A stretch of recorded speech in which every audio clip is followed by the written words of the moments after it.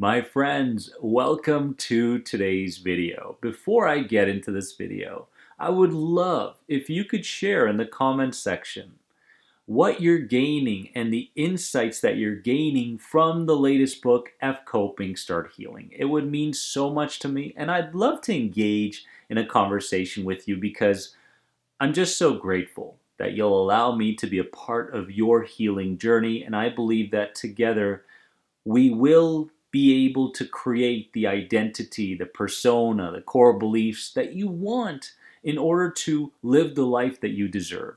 So comment below and I'd love to hear how you are going through the latest book. And today, my friends, we're discussing health anxiety. Health anxiety that's connected to trauma. Now, there are three characteristics that I recognize with health anxiety sufferers that I want to bring to your attention today. But before I do, we need to understand, as I explain in many of my videos, explain what trauma really means. A traumatic event, warriors, can be anything.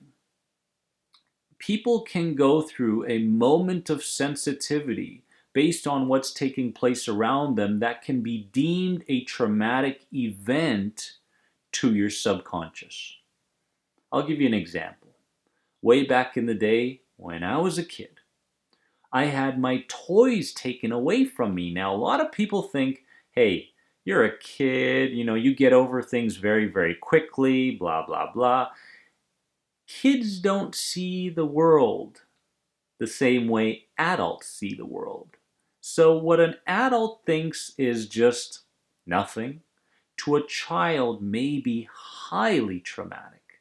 Now, when we're talking about trauma, we're not talking about, car accidents or sexual abuse. We're not talking about that. We're talking about literally any situation that may be traumatizing to an individual.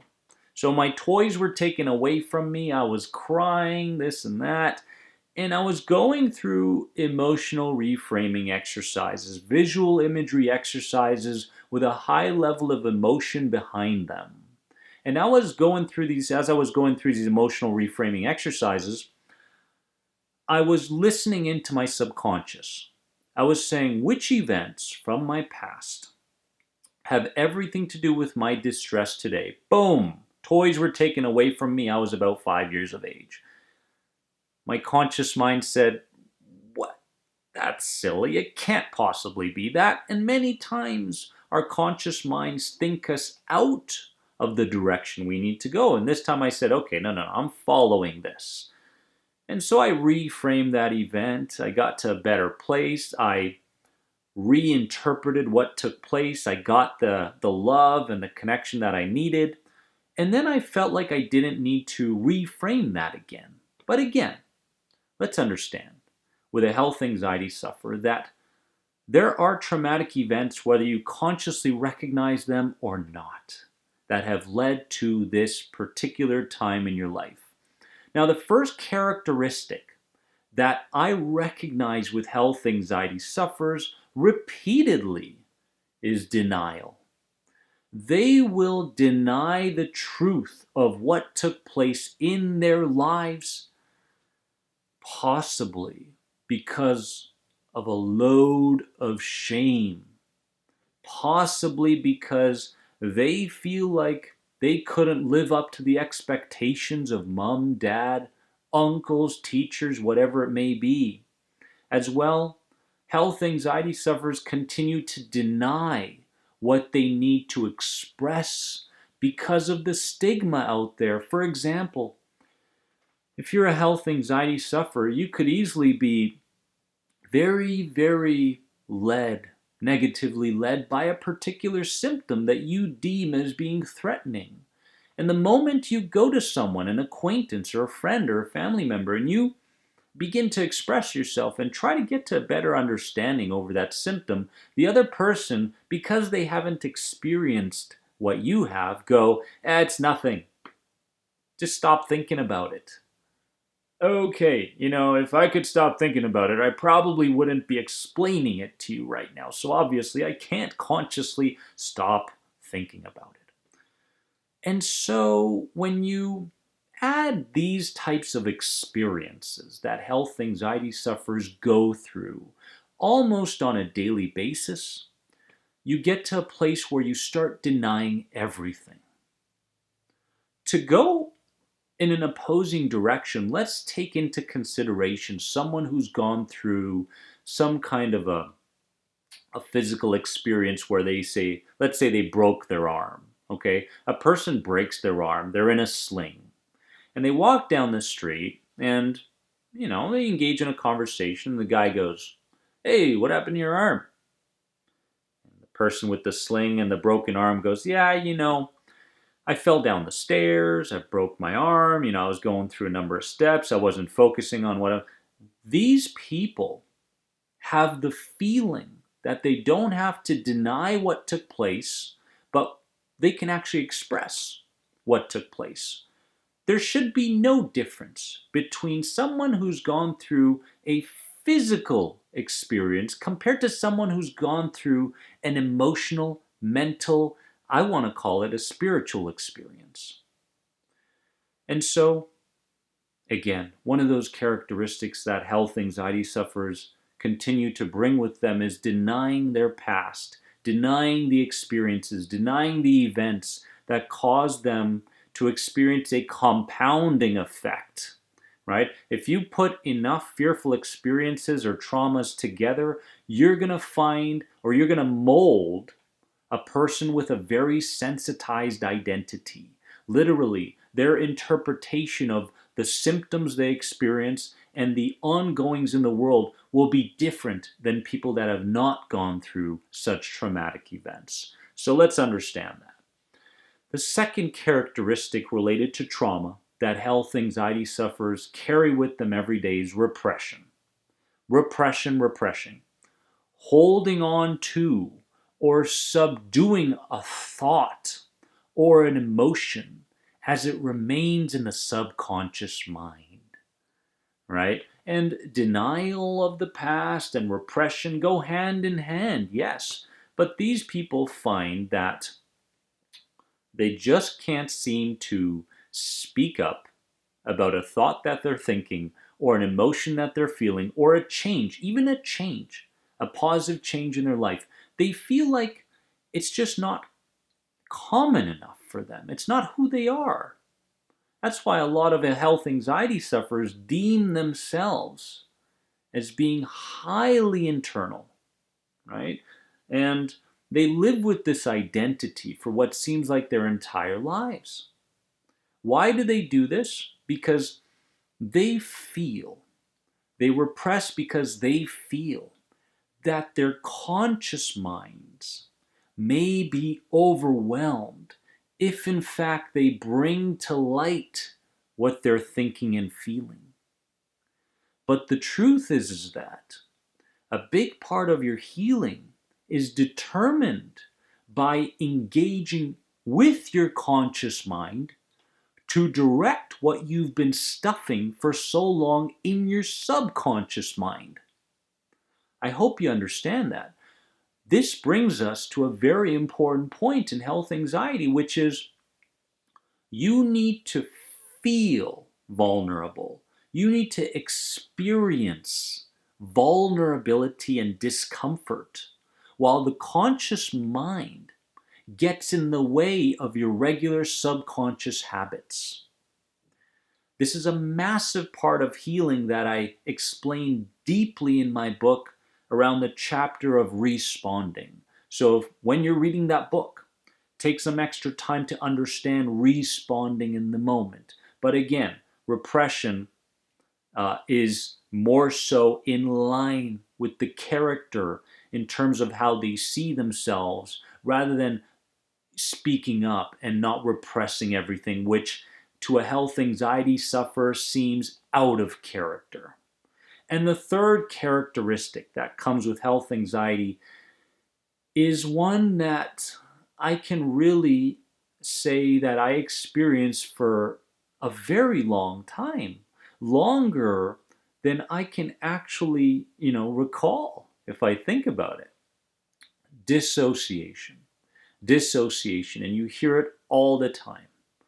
You know what this is? Dissociation is a detachment from reality. Detachment from reality.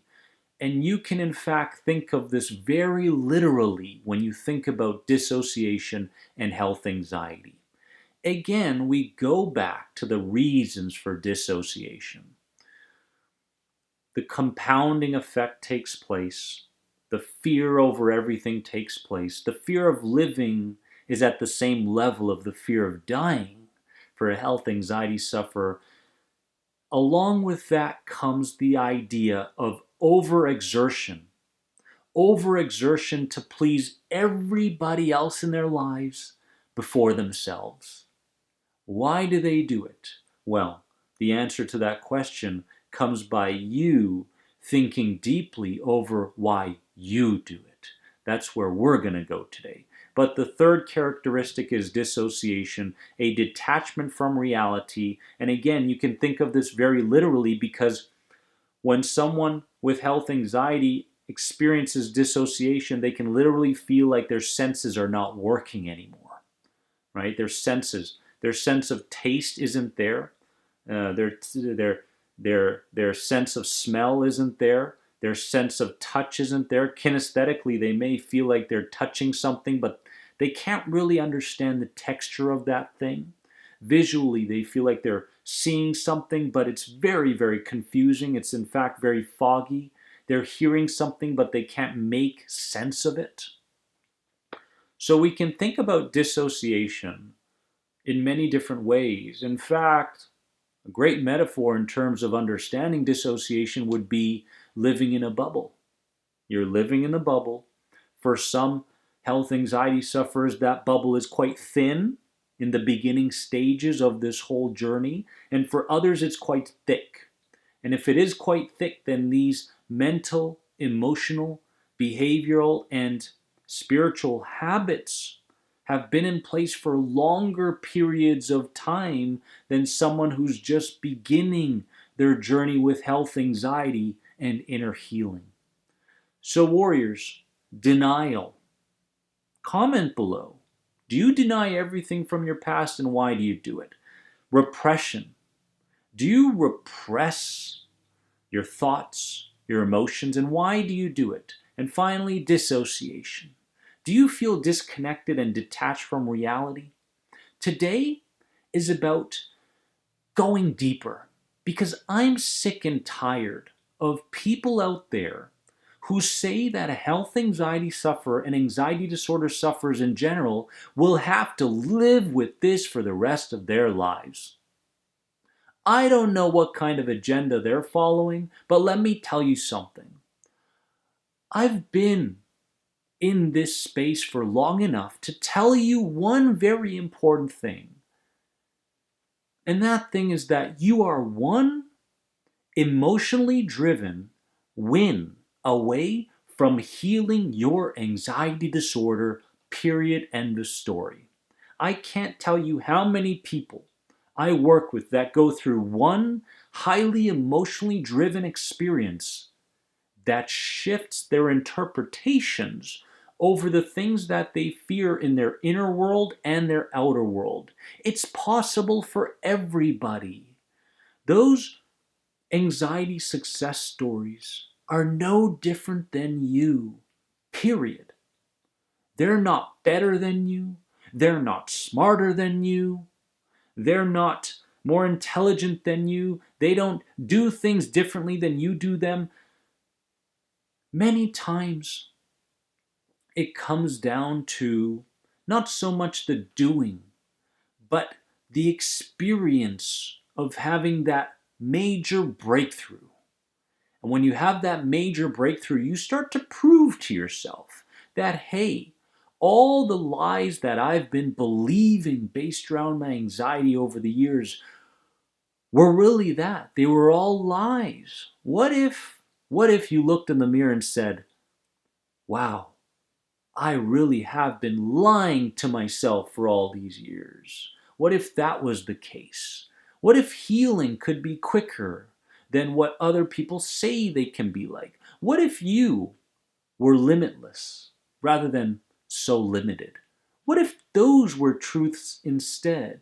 Today's the day that I want you to awaken to new beliefs and a new identity that lives within you that you have not been paying enough attention to lately. Warriors, again, denial, repression, and dissociation. The three characteristics for health anxiety sufferers that are connected to trauma. Look deep within you. Together, we will move towards a brand new place in your life because I know that you are tired and dissatisfied of living this way. Have a wonderful day. If you have any other questions on any of my anxiety recovery programs, head on over to this website here. You are more than anxiety. Don't forget it. Love you all.